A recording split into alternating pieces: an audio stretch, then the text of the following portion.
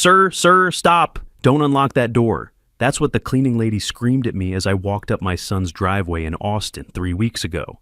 I'm Charles Alexander, 65 years old, and I was just trying to surprise my wife Linda with flowers.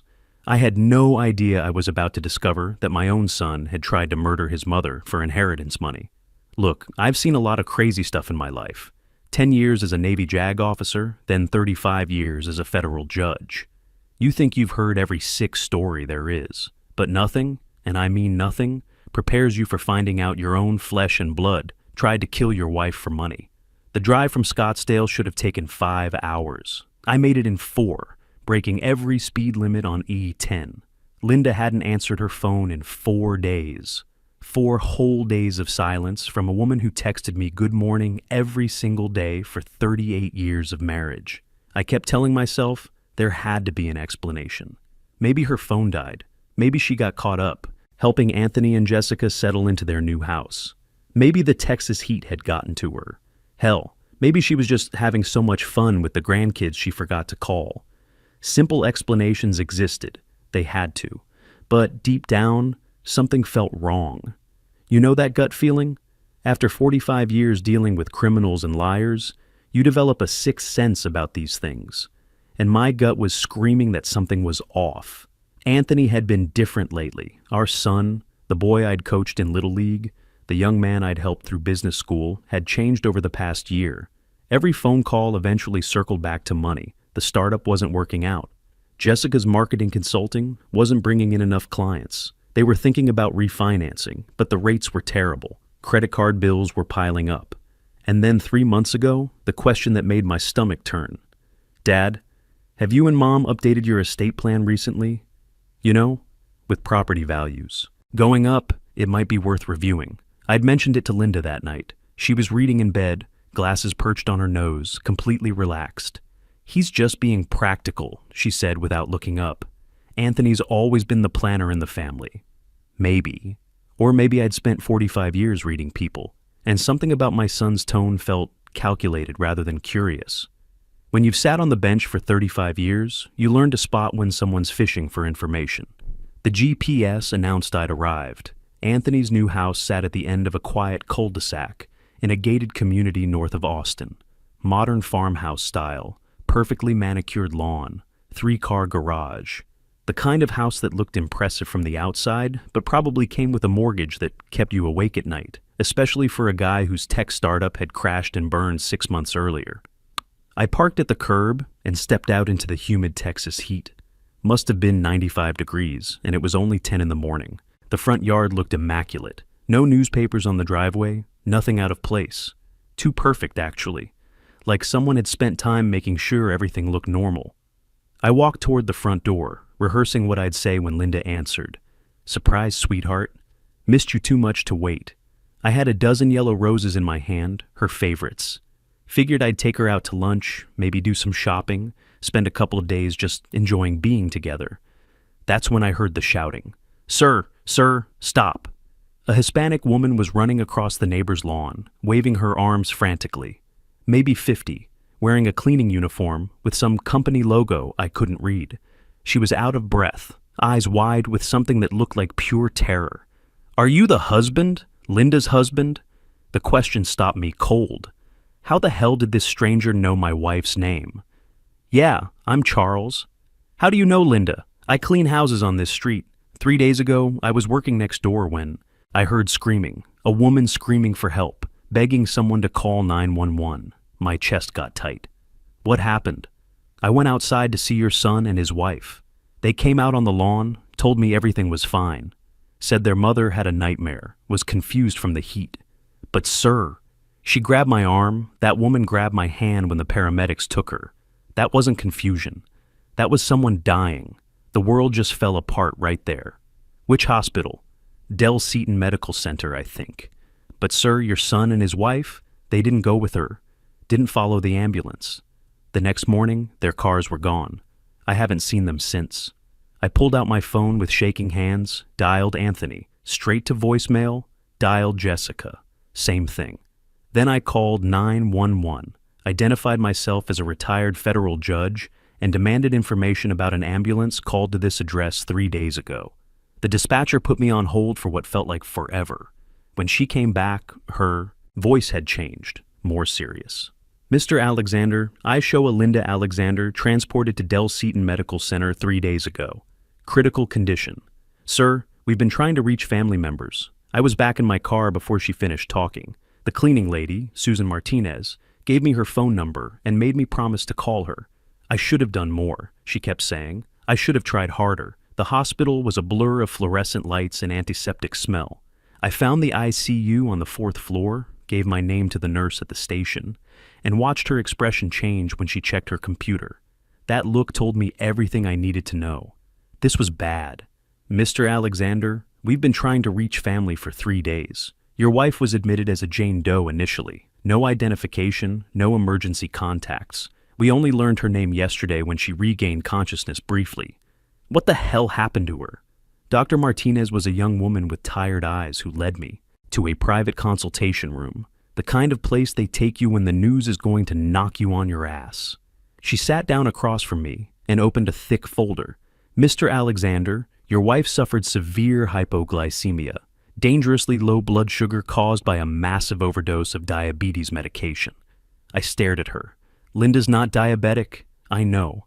That's what makes this so concerning. The levels in her system were 10 times what any diabetic would take. Someone gave her enough medication to kill her.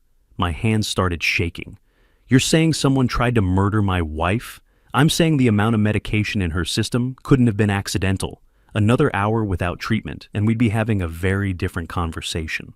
I sat there trying to process what she just told me. My son, my own flesh and blood, had tried to kill his mother for money, for inheritance. The woman who changed his diapers, stayed up nights when he was sick, cheered at every baseball game. Where is she now? Room 418. She's stable but weak. The brain needs glucose to function. Extended hypoglycemia can cause complications. Memory issues, confusion. We won't know the full extent until she's stronger. I found Linda in a dim room filled with beeping machines. She looked 20 years older than when I'd last seen her, pale, fragile, tubes running into her arms. I pulled a chair close and took her hand. Her skin felt like paper. I'm here now, I whispered, and I'm going to find out who did this. The police arrived an hour later. Detective Rodriguez, Austin PD, a weathered guy in his 50s who looked like he'd seen every kind of human garbage there was. I told him what Susan Martinez had witnessed. I told him about Anthony and Jessica's disappearance. I told him about the financial questions, the estate planning inquiries, the change in my son's behavior. Rodriguez took notes without expression. We'll need to interview your wife when she's able, and we'll want to talk to your son and daughter-in-law.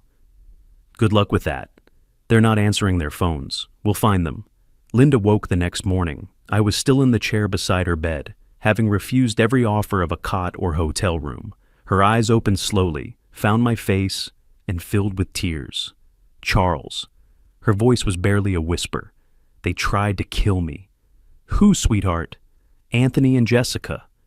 She started crying harder. Our son. Our own son. The story came out in pieces over the next few hours. Linda had arrived in Austin excited to help with the new house. The first 2 days were normal, unpacking boxes, arranging furniture, cooking dinner together. Jessica seemed stressed, but Linda figured it was just the pressure of the move. Then on the 3rd night, Jessica made her tea before bed. Something she'd never done before. I felt strange almost immediately, Linda said. Dizzy, sweating. My heart was racing like I'd run a marathon. I told them something was wrong. I begged Anthony to call 911. What did he say? Linda's face crumpled. He said I was being dramatic. Said it was just the heat, that I'd feel better in the morning. But it got worse. I couldn't stand up. I was shaking so bad I couldn't hold a glass of water. I thought I was having a heart attack. She paused, gathering strength. I screamed for help. I hoped someone outside would hear. That's when the cleaning lady next door must have called 911. Anthony and Jessica went outside to talk to her. Came back saying everything was handled. No ambulance was coming, but the paramedics showed up anyway. Thank God for that woman. Anthony and Jessica, they stood in the doorway and watched the paramedics take me. They didn't say goodbye. They didn't follow. Charles, our son watched strangers carry me away and did nothing. Detective Rodriguez recorded her statement that afternoon. The evidence was building. Linda's toxicology showing massive medication levels, Susan's witness account, Anthony and Jessica's disappearance. But Rodriguez warned me this would be complicated. Without proof they administered the medication, a defense attorney could argue your wife took it herself. Accidentally or intentionally, we need more. That's when I decided to use everything I knew from 45 years in the military and legal system. If the police couldn't get the evidence they needed, I'd damn well get it myself. My first call was to Richard Coleman, a private investigator I'd worked with during complex financial crimes cases. Richard had a talent for finding what people tried to hide. He specialized in digital forensics, financial trails, the kind of work that built bulletproof cases. Anthony Alexander, I told him, my son. I need everything. Finances, debts, recent transactions, anything that shows motive. And I need it fast. Charles, I'm sorry to hear about Linda.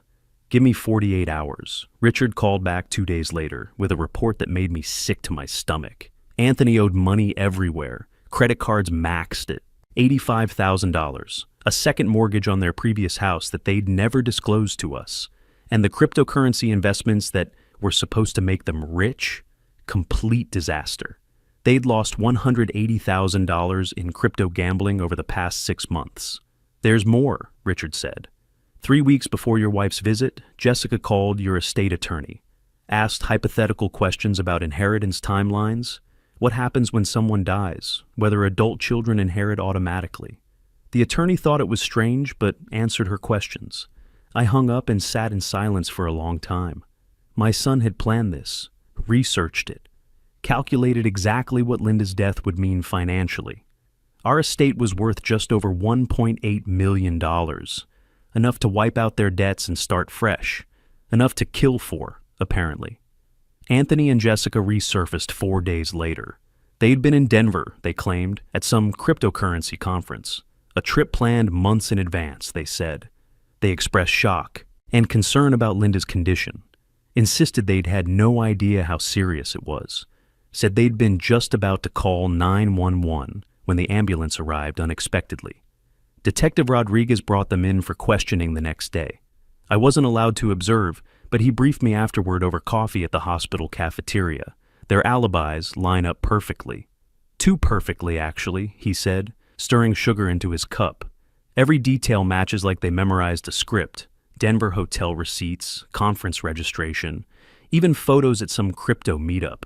But we don't have physical evidence linking them to the medication. No bottles, no receipts, nothing in the house. They had 3 days to clean up. Exactly. Smart enough to dispose of everything before anyone knew Linda was in the hospital. That's when I knew I had to get creative. Look, I'd been a JAG officer dealing with military criminals, then a federal judge for 35 years. You learn a few things about how to build cases when the obvious evidence isn't there. Sometimes you have to make the criminals hang themselves. I called Brian Matthews, my estate attorney, that evening. Brian, I need you to set up an emergency meeting with Anthony and Jessica. Tell them we need to discuss accelerated inheritance planning due to Linda's health scare. Charles, what are you planning? Just trust me. Make it sound urgent, like we're worried about Linda's recovery. Use words like contingency planning and asset protection.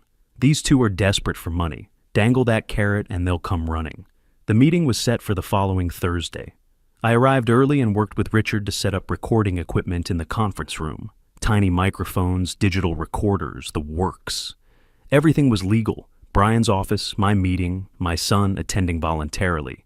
When Anthony and Jessica walked in, I could see the greed in their eyes. They thought Christmas had come early. Anthony was wearing a new suit I knew he couldn't afford. Jessica had a designer purse that probably cost more than most people make in a month. Dad, we're so glad you're being proactive about this, Anthony said, settling into the leather conference chair like he already owned the place. With Mom's health issues, it just makes sense to get everything organized. For the next hour, I watched my son reveal his true nature. He asked detailed questions about asset liquidation timelines. How quickly could the house be sold? Would life insurance policies pay out immediately? How long did probate take in Arizona? Jessica took notes like she was planning a hostile business takeover. You know, I said, leaning back in my chair, the doctors say Linda's recovery might take months. Memory issues, confusion. She might never be completely herself again. That's so sad, Jessica said, not looking sad at all. But at least she's alive, right? Yeah, barely. They said another hour, and I let that hang in the air. Anthony shifted in his seat. Dad, I know this is hard, but we need to think practically. If Mom's medical expenses are going to be ongoing, maybe we should look at restructuring the estate now. To protect assets. Restructuring how? Well, if you transferred some assets to us now, it could help with tax planning. And if something happened to you suddenly, everything would be protected. There it was. The first crack in their facade. Something like, what happened to Mom, you mean? Dad, what are you saying? Anthony's voice got a little higher. I'm saying I've been thinking a lot about that night. Linda's doctors say someone had to give her those medications. Someone who knew exactly how much would be dangerous, but not immediately fatal. Jessica's pen stopped moving. Anthony went pale. The interesting thing, I continued, is that the medication levels were perfect.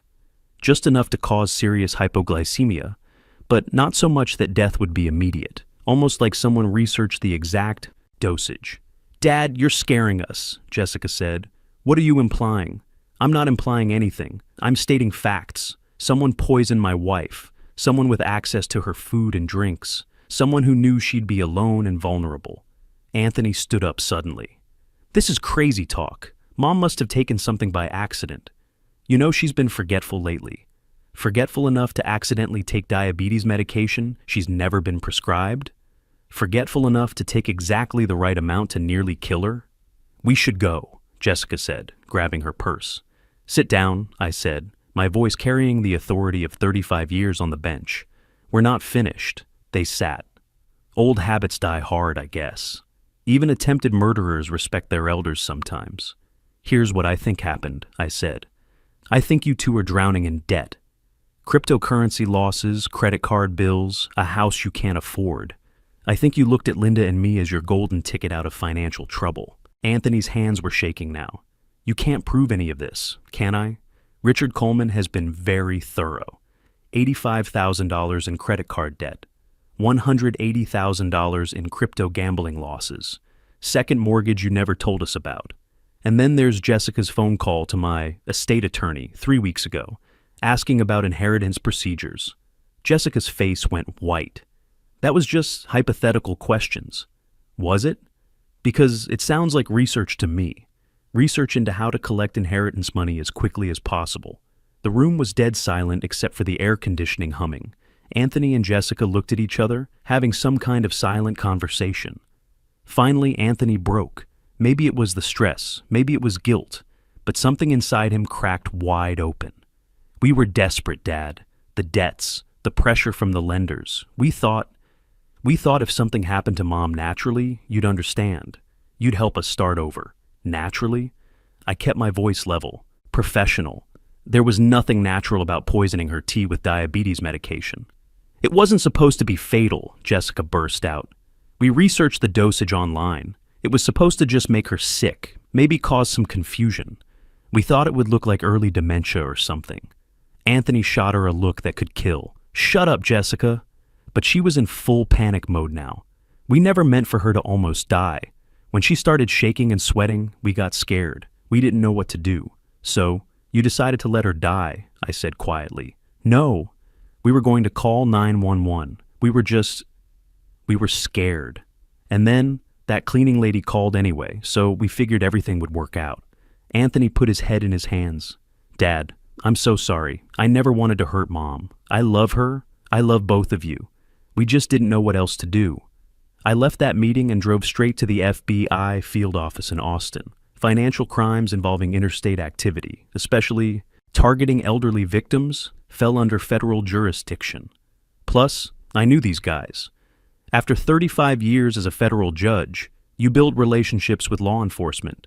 Agent Sarah Torres listened to the recordings and reviewed Richard's financial investigation. Her face got grimmer with each piece of evidence. Mr. Alexander, this is one of the clearest cases of elder financial abuse and attempted murder we've seen. The recorded confessions are gold. We'll coordinate with local police for the arrests. How long before you move? Tomorrow morning? We don't want to give them time to run again. They were taken into custody the next morning at 6 a.m. I watched the news coverage from Linda's hospital room. She'd been moved to rehabilitation by then, slowly regaining her strength. Anthony and Jessica in handcuffs, being led into the federal courthouse. Their faces on every local news station. The evidence was overwhelming. The recordings, the financial records, the browser history. Richard had recovered showing searches for diabetes medication overdose and how much insulin to cause hypoglycemia. Even their health insurance records showed Jessica had requested extra diabetes supplies for a diabetic family member 2 weeks before Linda's visit. The prosecution offered Jessica a plea deal, but she refused initially. Anthony hired Barbara Phillips, a defense attorney famous for media manipulation. Within days, Phillips had transformed the narrative on local news. Suddenly, Anthony and Jessica were victims of an overbearing father who couldn't accept that his wife had psychological issues. Phillips started giving interviews. Linda Alexander has struggled with depression for years, she claimed.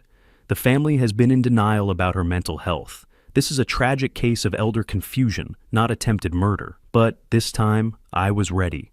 I'd spent 45 years in legal warfare, and I wasn't about to let some slick attorney rewrite the truth. I held my own press conference with Brian Matthews. My son and daughter-in-law confessed to poisoning my wife, I said directly into the cameras. We have recordings of their admissions. We have evidence of their financial research into inheritance procedures. This isn't about mental health. This is about greed. The trial took 3 months, federal court, so everything was by the book. Jessica eventually took a plea deal when she realized the recordings were admissible. 12 years in federal prison in exchange for testifying against Anthony. Anthony's trial was a different story. Phillips tried everything, claimed Linda had been suicidal, argued that Anthony was just trying to help his mother end her suffering, even suggested that I had somehow coerced the confession. But the jury wasn't buying it. 12 people, mostly middle-aged and older, looked at the evidence and saw exactly what it was.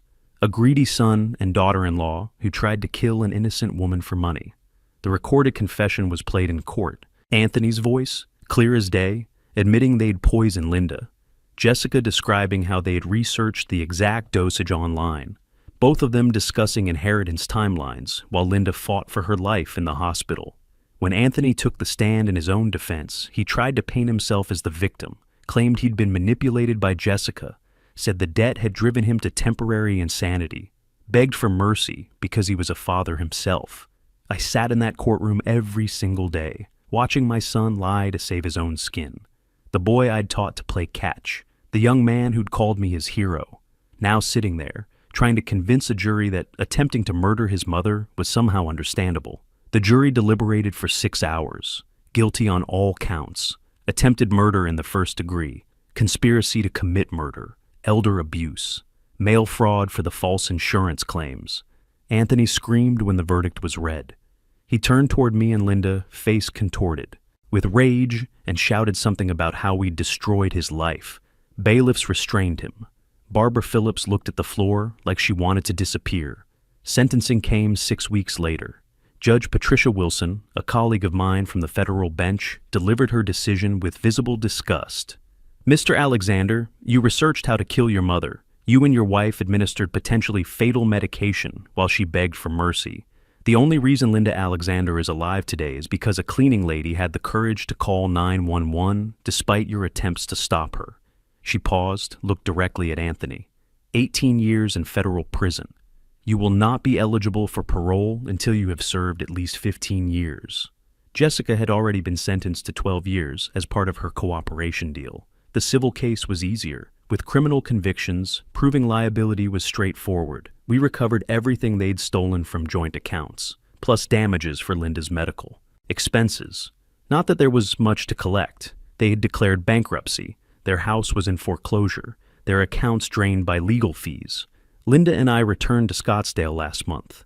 The rehabilitation is ongoing. She still has memory issues, moments of confusion that the doctors say might never fully resolve. But she's alive. She's home. She's with me. We updated our will the week after the trial. Everything goes to charity now. The Alzheimer's Association, St. Jude's Children's Hospital, a scholarship fund at the law school where I once taught. Not a single dollar to Anthony or any future descendants. The money he tried to kill for will help strangers instead. Last week, I received a letter from Anthony. 3 pages of apologies, explanations, pleas for forgiveness. He blamed Jessica for everything, said the debt had driven him crazy, claimed he never really wanted to hurt Linda, asked if there was any way to rebuild what we'd lost. I read it once, then put it through. The shredder. Some doors, once closed, stay closed forever. You know what the hardest part is? It's not the betrayal, though that cuts deep. It's knowing that somewhere along the way, I failed as a father. Maybe I was too focused on my career, too strict, too distant. Maybe I didn't teach him the right values. Maybe I should have seen the warning signs earlier. But Linda reminds me that we didn't create Anthony's choices. We gave him love, support, education, opportunities. What he did with those gifts was up to him. And what he chose was greed over family, money over morality, selfishness over love. Susan Martinez, the cleaning lady who saved Linda's life, comes to dinner once a month now. She won't accept any more money from us, but she'll accept friendship. Sometimes heroes come in unexpected packages. If you learned anything from our story, let it be this. Pay attention to the warning signs. When family members start asking about inheritance, when there are financial problems, become your emergency when they show up at your door with sudden interest in your estate planning, be careful. Not everyone who shares your blood shares your values.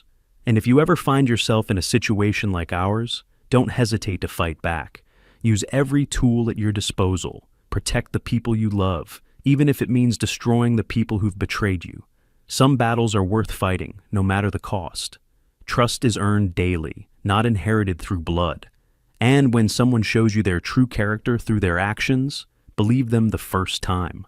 The greatest tragedy isn't losing money to family betrayal. It's realizing that the people you raised and trusted never truly valued the life you gave them over the wealth you built.